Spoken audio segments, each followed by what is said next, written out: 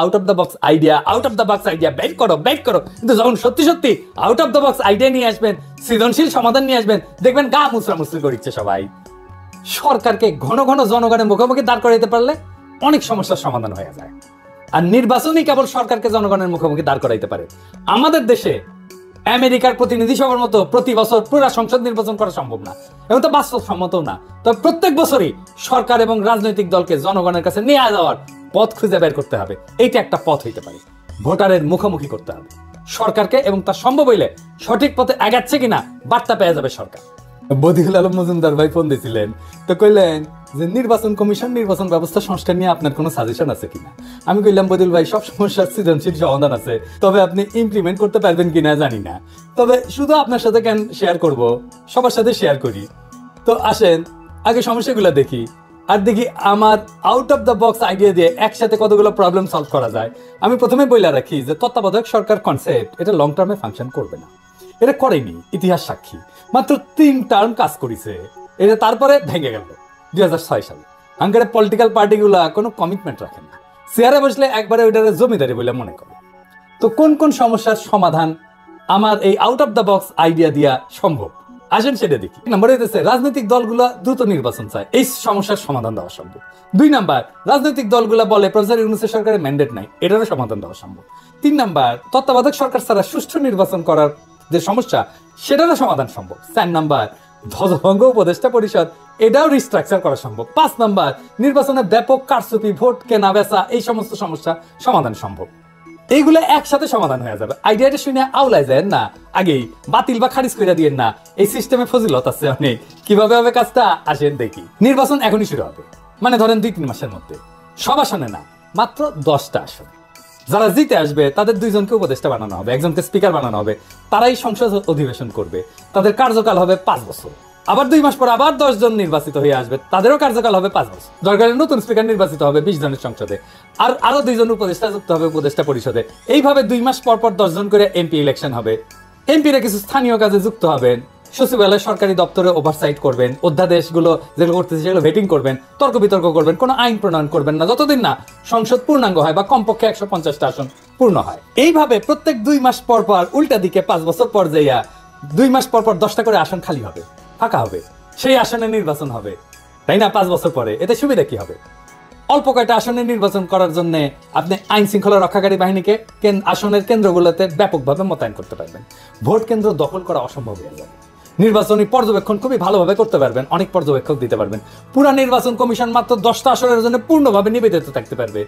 কম লোক দিয়ে বেশি কাজ করা যাবে, মিডিয়া ওয়াচ থাকবে দারুণ ওই আসনগুলোতে। তাই টাকা পয়সা বিলানো বা নির্বাচনী আচরণবিধি লঙ্ঘন করা প্রায় অসম্ভব হয়ে যাবে। একটা হাইব্রিড শাসন চলবে কিছুদিন, যেখানে জনগণের নির্বাচিত প্রতিনিধিরাও থাকবে এবং ক্রমাগত তাদের সংখ্যা বাড়তে থাকবে। তারা অধ্যাদেশ ভেটিং করে দিলে উপদেষ্টা পরিষদের একছত্র কর্তৃত্ব খর্ব হবে এবং একটা আলাপ আলোচনা, তর্ক বিতর্ক হবে, ব্যালেন্স অফ পাওয়ার আসবে। অন্তর্বর্তীকালীন সরকার ধীরে ধীরে নির্বাচিত প্রতিনিধি দিয়ে প্রতিস্থাপিত হবে। হঠাৎ করে পরবর্তী সরকারকে দায়িত্ব নিতে হবে না, তাদের একটা প্রস্তুতি থাকবে। দ্রুত নির্বাচন দিতে হবে, এটা শুনতে হবে না প্রেসিডেন্ট ইউনূসকে, নির্বাচনের মধ্যেই শুরু হয়ে যাবে। এই সরকারের ম্যান্ডেট নাই, এই অভিযোগে শুনতে হবে না। গ্র্যাজুয়াল ইলেকশনের জন্য সরকারি দলের উপর একটা চাপ থাকবে যে মেয়াদ পূর্ণ হওয়ার আগেই সরকার পাল্টে যেতে পারে। জনগণ নির্বাচনে মাত্র 10টা সিটে সরকারি দলকে হারাই দিয়া সরকারি দলকে বার্তা দিতে পারে যে তাদের শাসন অজনপ্রিয় হয়ে গেছে, তাদের 5 বছর পর্যন্ত অপেক্ষা করতে হবে না রায় দেওয়ার জন্য।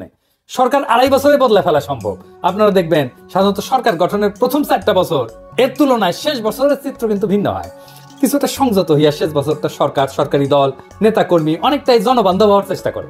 কারণ একটাই, যে সে তার ইমেজের যে ক্ষতি হয়েছে সেটা সরকারের শেষ বছরে ভালো করতে চায়। কারণ সামনে নির্বাচনের খাড়া যদি সব সময় ঝুলায় রাখা যায় তাহলে এটা কত ভালো হবে ভেবে দেখেন। সবসময় জনগণের ভোটের চাবুকের মুখে থাকবে সরকার। ভবিষ্যতে যখন এই নির্বাচন পদ্ধতি নিয়মিত অনুসরণ করা হবে তখন কিছুদিন পর পরে সরকারের গৃহীত কর্মসূচি জনমত যাচাইয়ের সুযোগ থাকতেছে। প্রতিনিয়ত সরকারকে জনগণের কাছে যাইতে হচ্ছে বলে সরকার জনকল্যাণমুখী হওয়ার ক্ষেত্রে সচেষ্ট থাকবে। এইবার 300 আসনের নির্বাচন সম্পন্ন হয়ে গেলে, সকল আসন পূর্ণ হলে সংসদ প্রধানমন্ত্রী নির্বাচিত করবে আর প্রফেসর ইউনূসকে প্রেসিডেন্ট নির্বাচিত করবে। পাওয়ার ট্রানজিশনটা গ্র্যাজুয়াল হবে, অ্যাব্রাপ্টলি বিদায় নিতে, হঠাৎ করে বিদায় নিতে হবে না। সব অন্তর্বর্তীকালীন সরকারের এক্সিট প্ল্যান নিয়ে দুর্ভাবনা থাকে, কিভাবে তারা শাসনটা শেষ করবে সেই দুর্ভাবনা এখন আর থাকলো না। এক্সিট এর মধ্যে দিয়ে পরিকল্পিত হয়ে থাকলো। একসাথে কতগুলো সমস্যার সমাধান হলো দেখেন। এখন এই 10টা আসন কিভাবে নির্বাচন করা হবে সেটা দৈব চয়নের মাধ্যমে হইতে পারে। এই ধরনের নির্বাচনী ব্যবস্থা কি কোথাও আছে? না, নাই। আপনি সারাক্ষণ শুনবেন out of the box idea, out of the box idea, বের করো বের করো, কিন্তু যখন সত্যি সত্যি out of the box idea নিয়ে আসবেন, সৃজনশীল সমাধান নিয়ে আসবেন, দেখবেন গা মুচড়ামুচড়ি করিচ্ছে সবাই। সরকারকে ঘন ঘন জনগণের মুখোমুখি দাঁড় করাইতে পারলে অনেক সমস্যার সমাধান হয়ে যায়। আর নির্বাচনই কেবল সরকারকে জনগণের মুখোমুখি দাঁড় করাইতে পারে। আমাদের দেশে আমেরিকার প্রতিনিধি সভার মতো প্রতি বছর পুরো সংসদ নির্বাচন করা সম্ভব না, এবং তো বাস্তবসম্মত না। তবে প্রত্যেক বছরই সরকার এবং রাজনৈতিক দলকে জনগণের কাছে নিয়ে যাওয়ার পথ খুঁজে বের করতে হবে। এইটা একটা পথ হইতে পারে।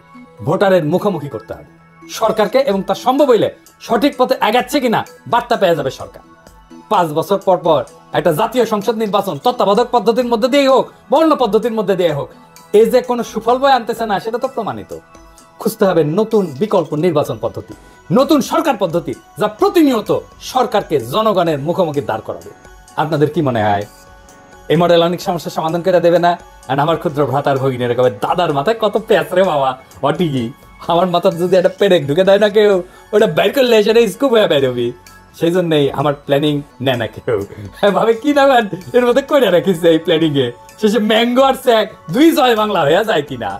তাই আমার কাজ প্ল্যান দেওয়া, দিলাম, ভাইবা দেখেন, ক্ষতি তো নাই। জুলাই আগস্ট বিপ্লব নতুন নতুন সম্ভাবনার দুয়ার খুলিছে। সেই দুয়ার দিয়ে আলো আসবে, সেই আলোতে শত ফুল ফুটবে, শত মত বিকশিত হবে। এইভাবেই দেশ আগায় যাবে। নতুন দেশের পথে আমরা অল্প অল্প করে আগাইতে থাকবো।